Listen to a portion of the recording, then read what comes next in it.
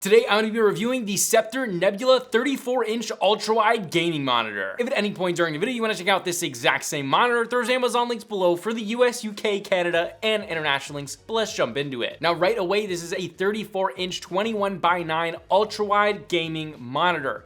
This has a resolution of 3440 by 1440p, which has a PPI, or pixels per inch, of about 109. Now, pixels per inch, or PPI, is how clear or crisp text and games are going to be, and at 109 that is going to be quite clear and crisp, so that is really good. The panel type of this monitor is a VA, or vertical alignment panel. Now, as far as refresh rate, this hits a max of 165 hertz, which is good, keeping with the industry standard. That is a really good refresh rate that most people will be able to hit the high 120 frames, but if you have a more powerful rig, you'll probably be able to hit above 165 hertz. So you'll be able to take full advantage of that refresh rate. All right, but here is where the monitor starts to shine: the brightness.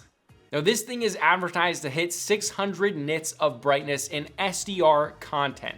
However, during testing, this thing hit a max of 670 nits of brightness, so way outdoing its advertised brightness. That is so awesome. This thing is a beast. In game, it is absolutely gorgeous and very, very vibrant, especially if you're playing games that are typically darker, which I did. This thing just makes them really, really vibrant and basically perfect to play on. Even if you're playing something like Warzone, which is a pretty game, but not quite as pretty as something like Red Dead Redemption or other games like that, all of them look really good, but especially in games like Red Dead Redemption, this thing looks just beautiful. Now, due to the brightness, obviously reflections are not going to be an issue, even if you're in a bright room. Now, this has a rating of HDR 1000, which means it should go up to 1000 nits in HDR content. However, even messing around with all of the HDR settings in Windows and on the monitor, I was not able to have this thing hit that 1000 nits of brightness in HDR. It basically did not go over 700 nits of brightness. That being said, I'm not huge into HDR, and I don't really mind that at all, because in SDR, 670 nits was absolutely amazing, and I absolutely love the brightness. So if you're big with brightness like I am, this is a huge selling factor. Now, the other thing this monitor absolutely kills is the curve. This thing is curved with a 1000R curve, so it is pretty substantially curved, and in game, the immersion is really, really nice, especially if you're moving the monitor a little bit closer to you. You're getting that not quite peripheral view, but just the wraparound. It's really nice. I will say, when you use this monitor and then go back to like a normal curved 34-inch or a flat panel, it's very difficult because this thing is so beautiful and immersive. So if you're in a game, I was playing a lot of like large scale battle games, which is all about the immersion. This thing was amazing for it. I really felt like I was in the action a lot more. So if you do like that experience, this monitor kills it with that. All right, now the colors, let's talk about it. This hits 99% of the sRGB color space. That is pretty good. It's not great, it's not fantastic. However, this is not aimed at professionals at, any stretch of the imagination. If you're a professional video editor or photo editor, this is just not for you at all. That curve definitely changes things when you're editing stuff, and it's a VA panel. So obviously not if you're a serious professional. However, I did actually edit YouTube videos on this, and I don't need super color accuracy when I'm doing just basic stuff like that. So you can absolutely edit some YouTube videos on this. So I give this a full pass. Now, this can output 8 bits of color. It cannot output 10 bits of color like a lot of the competition can in this 34-inch VA panel competitive area. That being said, the brightness is the highest on this one out of any of the competition that I have reviewed and that I know of, also with a curve that way outdoes the competition, except for the Samsung Odyssey. However, the Samsung Odyssey is just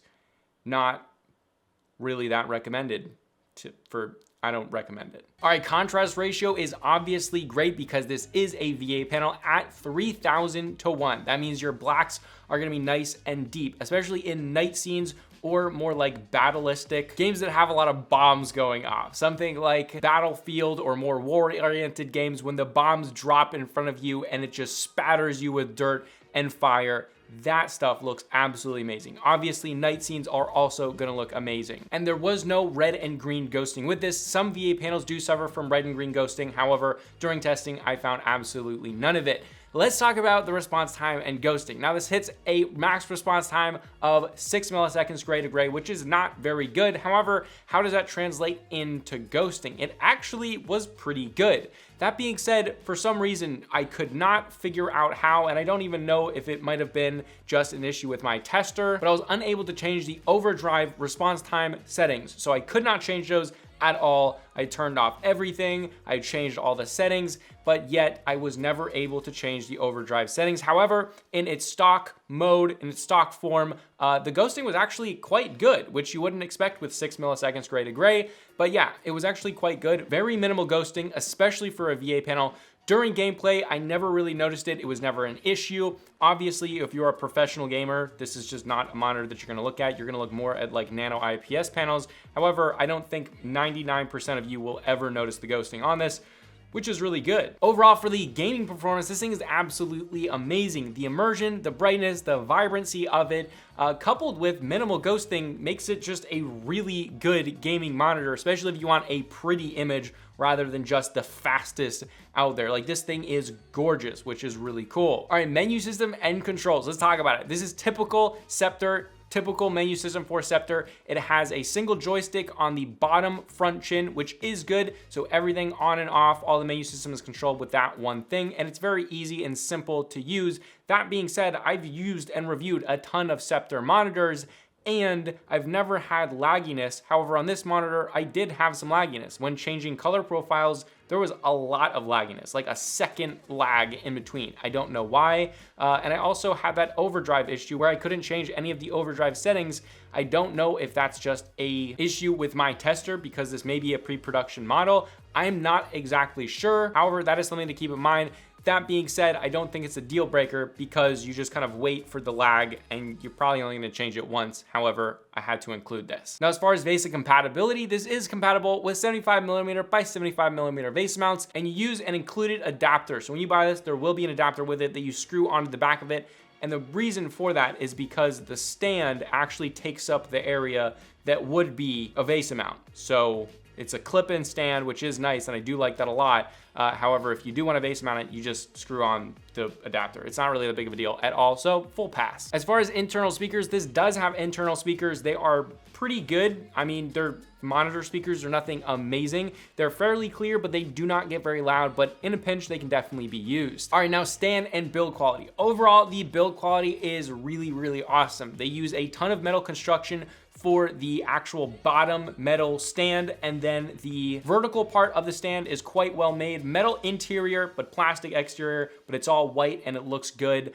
They do have integrated cable management into it. It has height adjustability, tilt, and it even has swivel, but it's not on the base, it's on top where it actually connects to the monitor. And I think that's an absolutely better way to do it than on the bottom of the monitor, more where it connects to the feet. So actually really great monitor build quality. The only thing that I don't like is that the bezels on the front are fairly big. Now they are white, so it does look kind of cool and retro-y, futuristic. I like it. However, I would like to see them just a little bit smaller. Now, one of the quirks is this does have rear RGB on the back of the monitor. You will never see it because it is not bright enough to ever hit the back of the wall like every other monitor on the market. However, it's there. But overall, do I recommend this monitor? Well, if you want a very bright and vibrant monitor with a super immersive curve and very manageable ghosting, I would say absolutely this thing knocks it out of the park. And for only 500 bucks, it is insanely competitive. The competition from Dell will give you a little bit less ghosting and a little bit more polish on everything. However, the brightness on this monitor cannot be ignored, and it is absolutely awesome. Again, if you want to check it out, there's Amazon links below for the US, UK, Canada, and international links. I do got you guys.